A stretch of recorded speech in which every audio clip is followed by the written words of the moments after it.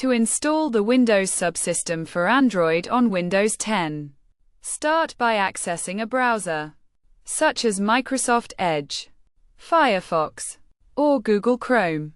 Then, visit a specific link, which can be found below, that directs to a GitHub page where a code or package can be downloaded and installed on Windows 10.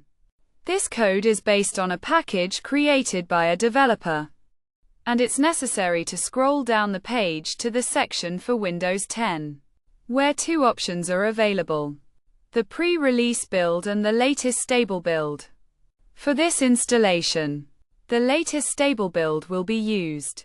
So click on that option and scroll down to the Assets section at the bottom of the page.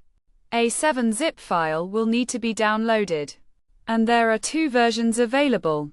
One with Amazon removed from the package and the original version with Amazon included. Choose the desired version and wait for the download to complete.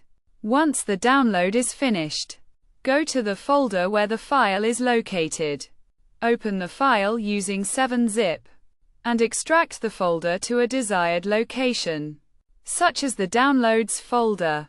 After extraction, open the folder and look for a batch file named Run, then double-click on it and wait for the installation process to complete. This may take a few minutes or seconds, and it may request approval for certain processes or prompt for responses to questions. So follow the on-screen instructions.